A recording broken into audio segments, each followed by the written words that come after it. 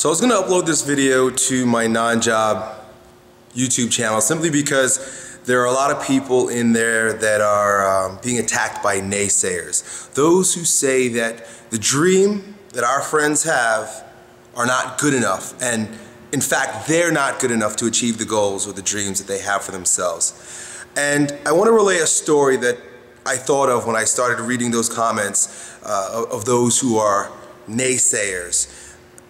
When I was in middle school, I played football. I played football when I was in 6th grade. It was the very first time I played, and I played in 7th, 8th grade, which was in middle school. In middle school, my math teacher also happened to be the head football coach. I happened to be terrible at math when I was in middle school. So the teacher, who also happened to be my football coach, basically failed me in that class. He wasn't an angry man with me. He was just like, hey, look kid, you're not very good at math, and he gave me a pretty bad grade. And I accepted that, and that was fine. But that also left a seed in his head to believe that I was a stupid kid. So on the football field, shortly after the month that I failed his math class, I went out and I told them that I wanted to be a running back. I felt like I was fast. I was fast. I was faster than all the other kids on the team. I wanted to be a running back. That's the position when you grab the football and you take it and you run for touchdowns. And the coach told me that I was too dumb to play running back, right? Imagine this. I'm like 13, 14 years old, probably like 13 years old. And someone who I look up to by virtue of their age and position, he's much older than me, and he's my head football coach and my math teacher, and he tells me I'm too dumb, too stupid, not bright enough, kid, to play this position. And I believed him. He put me to play defensive line, and I was a very undersized defensive lineman, but I played that position with all of my heart, and I earned a football scholarship to college playing defensive line at 5'9". I'm like 5'8 and a half. 5'9", playing defensive lineman. I never weighed any more than 225 pounds. Very undersized.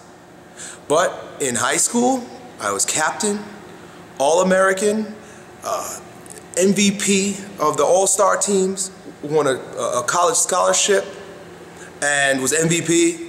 Rookie of the Year, captain in college also, at the undersized position, at the wrong position for me, because I never pursued my dream of becoming a running back for many years, because I believed what that one man told me. His name was Mr. Crespi. I hope you watch this one day.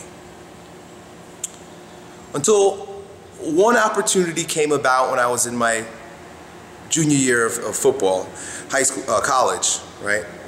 Playing college football. So this was many, many years later, maybe 10 years later. All the running backs on my college football team got injured.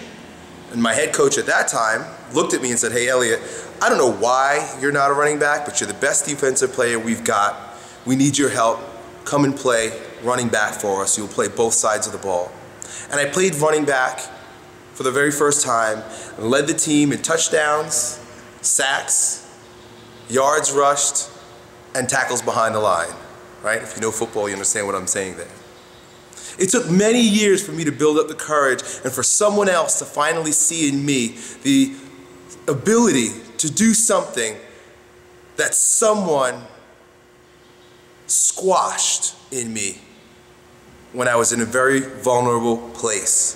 This is what's happening to a lot of you guys in many areas of your life, and I think namely of those who are in the non-jobs campaign and the revolution for non-jobs, because I notice that there are those who are squashers of dreams. Now I don't know why these people do this. I don't know why the naysayers or squashers do this. Probably it's because they failed in their lives. There's some shortcoming that they experienced, or someone else squashed their dreams. And in their unconsciousness, they go around squashing other people's dreams and telling them that they can't do it. If you can't tell, there's a lot of resentment still in my heart for that, for the comments and the squashing of my dream that old man shared with me. That's not even the right word. He vomited on me. when I was 13 years old. Now, that's not to say that I'm regretful for where I am today, because every experience that we have leads us to who we are and where we stand, and that's always the right place to be.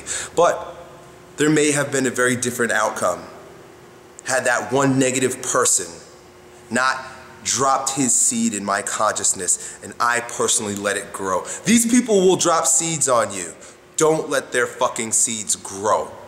It's up to you to water and nourish that seed when they drop it in you. Don't do it. Ignore it completely. You know what's in your heart. The seed that's been planted in your heart by God or the universe or Allah, I don't care what you call it, the animating force of the world has dropped a seed in you of potentiality that far exceeds even your imagination.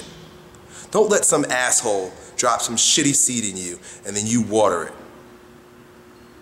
Grow stronger and then inspire others to become the strongest version of themselves. That's how we evolve. Peace.